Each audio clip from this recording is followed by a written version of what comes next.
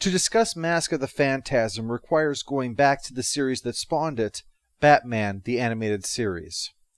In 1989, Tim Burton's introduction of Batman as a darker hero devoid of camp captivated the world, and so it's no surprise that the following year, Warner Brothers was thinking about bringing an animated version of the iconic character to television. Now fortunately, Warner Brothers Animation had undergone a renaissance. No longer did it exist merely to create framing elements to market classic Looney Tunes shorts into primetime specials.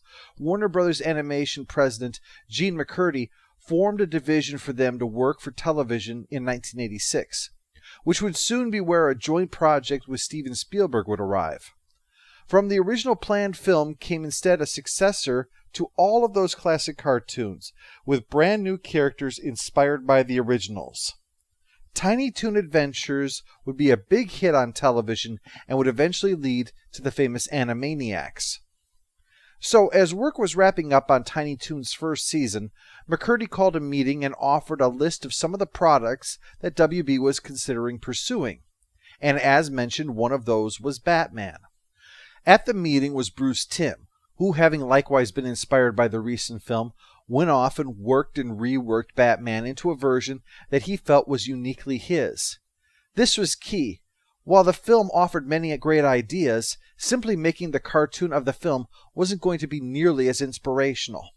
Because while Tim was doing his thing with the character, Eric Radomski was working on backdrops for it, to create the world of Gotham City.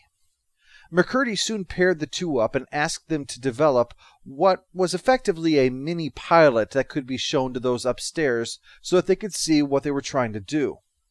But yes, that point about not being the cartoon of the film, that meant that Tim and Radomski had a sense of ownership over the material, that they were creating their own fused vision for the Dark Knight that was inspired by the elements of the film, but not imprisoned by the film.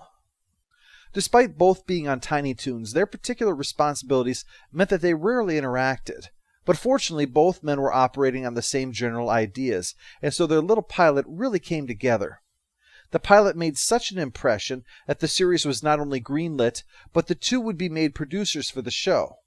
This despite neither one having any experience as a producer. Radomski described the style of the show that emerged as dark deco. It was the conscious decision to move away from the Gothic and more towards the Art Deco style that was suggestive of the 1940s. This wouldn't just be present in the architecture. There would be this fused retro feel with contemporary technology absorbed into that. So it wasn't a period piece. It was similar to what had been done in the film, it was just different in its execution. But they had been very impressed in how the music of the film so complemented its style, and learned that working with Danny Elfman on the film was none other than Shirley Walker, who was also scoring the live-action version of The Flash. Walker was hired to bring that same magic to the Batman series, allowing the rather unprecedented use of original score for each episode of an animated program. These two together created a strong atmosphere for the program, a powerful backdrop against which exciting and unique stories could be told. Bruce Timm in particular was concerned that this atmosphere not be in contrast with this story's tone. The series had an atmosphere with gravitas to it, a cinematic quality harkening back to the golden age of Hollywood. This would clash terribly with the idea of Aunt Harriet making cookies using the anti-shark spray on his utility belt, or simply sliding a clue into the back computer and having it spit out the answer for him. The storyline needed to be something that wasn't aimed specifically at children, but would be appreciated by all ages. To help out, McCurdy brought in Alan Burnett, who had worked on the Super Friends previously, but Burnett was tired of the limitations that had been forced to work on in animation, and he'd already done Batman. He knew this was hopeless. You need guns, you need to throw punches, you need to have realistic danger, all kinds of things that a Batman cartoon could never have, he said. Only the pilot film had these things and more. Intrigued, Burnett agreed to come on board. But even that still wasn't enough. The direction was still too typically Saturday morning cartoon for Tim, so he approached Paul Dini, also of Tiny Toons. With Dini and the help of Mitch Bryan, a series Bible was put together to emphasize this aspect. Our series will stress economic, well-structured plots containing snappy, conversational dialogue and characters whose actions are motivated and believable. We want expository information conveyed as visually as possible, stressing visual shorthand over lazy expository speeches. The humor in our version of Batman should arise naturally from the larger-than-life characters and never from tongue-in-cheek campiness. Dry lines in tough situations and occasional comments about the outlandishness of costume villains is certainly within the realistic context of our vision of Batman. Our version of Batman will rely less on gadgets and more on his own deductive powers and fighting skills. Staying true to the Batman's original conception as the world's greatest detective, we want to stress his mental abilities, whether he be assembling clues in a case or using his vast scientific knowledge in the Batcave's laboratory. When faced with a dangerous situation, he won't always be able to produce the right tool to remove himself from harm's way. More often than not, it's razor-sharp wits that spring him from a trap, not a utility belt. One thing which we will stress and will make our series markedly different is the fact that Bruce Wayne is the disguise and Batman his true persona. The look of the world was defined, the sound fleshed out, the character and approach were honed to a razor's edge. But the crew ran into the worst stumbling block possible. They couldn't find their leading man. Hundreds of actors were brought in, and no one could deliver the Batman that they wanted. They tried narrowing it down, but this still didn't leave them with work that they were satisfied with.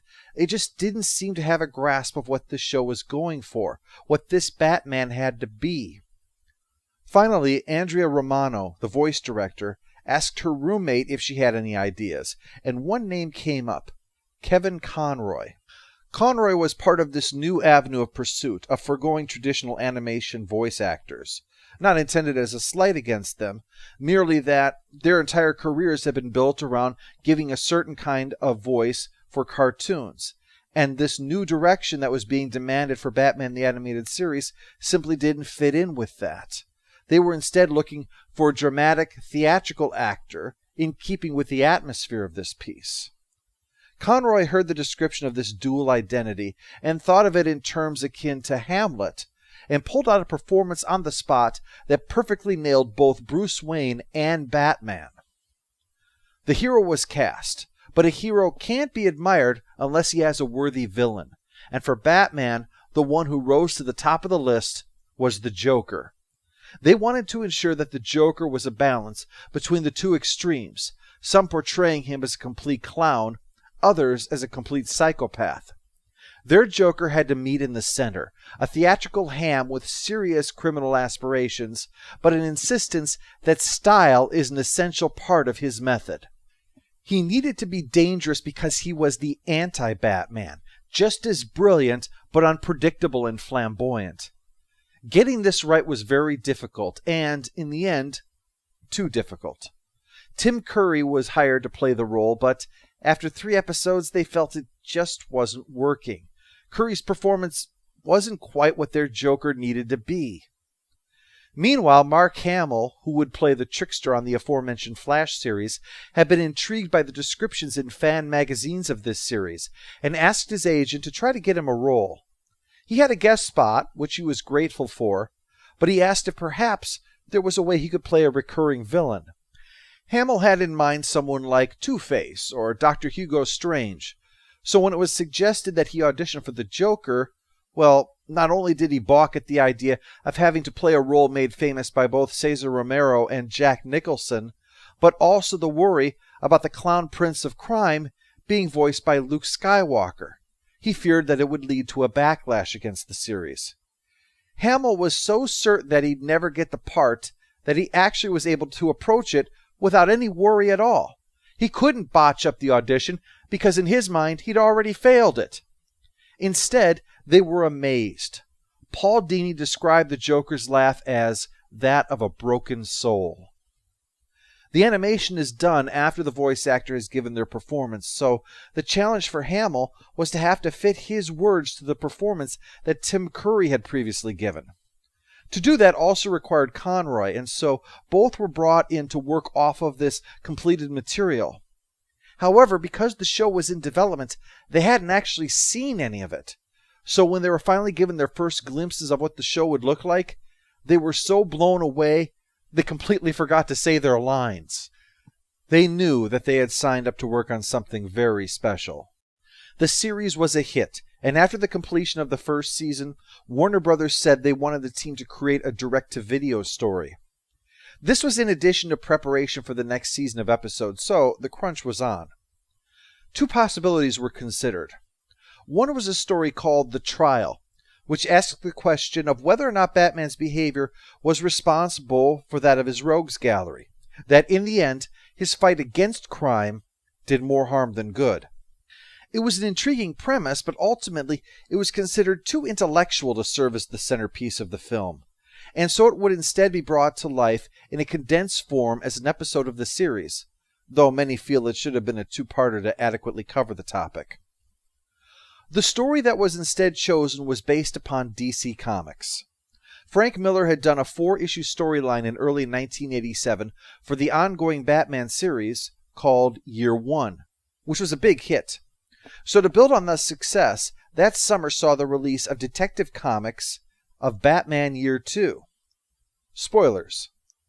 Batman confronts the original vigilante of Gotham, the Reaper, after he comes out of retirement upon discovering how much the criminals still control the city. At the same time, Bruce has fallen in love with Rachel, who happens to be the Reaper's daughter, and it starts to seem like he might leave Batman behind to pursue a marriage to her. However, after the villain is revealed, Rachel decides that she must atone for her father's sin, and breaks off the engagement to finish her plans of becoming a nun, and Bruce decides to return wholeheartedly to his role as the Dark Knight. Now, Year 2 is far from perfect. In fact, it's usually considered to be a generally awful story for a number of things that are, well, ridiculous. But even critics of it admit that there are a lot of good ideas buried in this story. It's just that it's hard to spot them between Batman agreeing to work with organized crime and his being teamed up with the man who murdered his parents. Yes, as one reviewer put it, it was the antics of an unrepentant murderer and the man that he traumatized so profoundly that he started spending every night of his life dressing as a giant bat and punching out escaped mental patients. But the ideas were there, enough that Alan Barnett was pushing to use these ideas as a starting point for their own story. The story offered an opportunity that was too large for the regular series to handle. As stated, Batman is different than many of the other heroes. When Spider-Man wears a mask, it's to protect Peter Parker. When Daredevil wears a mask, it's to protect Matt Murdock. But in Batman's case, Bruce Wayne is the mask that Batman wears to hide in plain sight. When Rorschach screams after his mask is removed that they've taken his face, that might as well be Batman. The cowled figure is the real man, and Bruce Wayne a useful fiction. This story would show us why that's the case. It would show us Bruce Wayne's last grasp at trying to be a man in the daylight instead of a creature of the night. A Batman first fumbling towards becoming a crime fighter, even as Bruce pursued a relationship, a future that would leave no room for such a hero in his life. And when that relationship was destroyed because of criminals, to leave him all the more committed to his destiny, having first taken away his parents and then taken away his future wife. If the Joker's psychotic laugh spoke of a broken soul, Batman's dark voice spoke of a pain that had never fully gone away. It made sense to give this story its own special release. Rachel from the Year 2 story became Andrea Beaumont, brought to life by Dana Delaney as the woman who could save Bruce from his lonely, dark future. The character of the Reaper was adapted into the Phantasm for their story, and because it was to be aimed at the equivalent of a PG rating, could allow for more extremes than the broadcast series. To hedge their bets, the Joker was incorporated into the storyline as well. Rather than being controversial, Hamill's performance had earned such acclaim that he was now being pursued to voice villains. The Joker in a story with more freedom was an opportunity, one that fell to Paul Dini, who was in a unique place to tell it. During work on Mask of the Phantasm, Dini was leaving a particularly bad date, as in so bad that the woman didn't even realize that they were on a date. As Dini would share in his recent acclaimed one-shot Dark Knight, A True Batman Story, he walked home in a vain and childish attempt to make her jealous, only to get grabbed by two hoodlums, one of whom beat the living hell out of him, to the point that he needed surgery to rebuild parts of his face. Dini was left in a dark place emotionally and was unable to write the scene where Bruce Wayne was beaten up. The scene would instead be handled by Michael Reeves, who would have a major role in the creation of Gargoyles not long after. A Joker without the limitations of the series, well, that was exactly the place where Dini was at this time in order to take advantage of it, and he contributed what is generally considered to be the darkest aspects of the film. 4 directors and about a dozen storyboard artists were called upon to try to bring the script to life in this unique Batman TAS style, and Walker was likewise included to bring her atmospheric music to the piece. As always, this fusion would be the canvas for what would be their most ambitious Batman project yet. At one point, Radomski was overseeing the work on the opening of the film, a gorgeous computer-generated image of Gotham City with a slow, sweeping view that would normally have been impossible to achieve. It was beautiful, and in a way, too beautiful, because it set in motion a real problem for them. An executive saw the work being done and thought this was something that was too great to be wasted on a mere direct-to-video release. This was something that deserved a theatrical release. So it turned out everyone was working on a big-screen feature film and didn't know it. A chance for all of their hard work to be appreciated in the theaters the same way that Tim Burton's original and sequel, Batman Returns, had been. Naturally, they couldn't have been happier, right? Oh no. Realizing your direct-to-video is going to be theatrically released is like learning 3/4 of the way through a 100-meter dash that you're actually running the Boston Marathon. The mechanics for a theatrical release simply weren't in place for their film, even at the most basic level. Only the most high-end televisions at this time were in widescreen, so the film had been animated for a 4:3 ratio, not something that you can get away with in a movie theater. And naturally, what you could get away with in animation for a television screen wasn't going to work on the big screen. More time and money was going to be needed to try to get it to that point. And of course, because more time and money was needed, suddenly it stopped being their little project and became a big deal. It meant that the higher-ups now had to drop by and leave notes, even if they knew nothing about what was going on, to make changes, to show, of course, that they were on top of this thing. What was worse was that, despite Warner Brothers deciding to release this theatrically, they neglected to properly advertise the film. The larger public, unfamiliar with the maturity in both appearance and storytelling of the series itself, not to mention the emotional foundation for this film specifically, were given no information on why they should go and see this film. No reason not to assume that this Christmas release was nothing more than a big screen leap for a kids' show. So for everyone who was forced to scramble to crank out a theatrical release of their film, their reward was learning that it was a box office bomb. The only salve was that the critics who saw it loved it.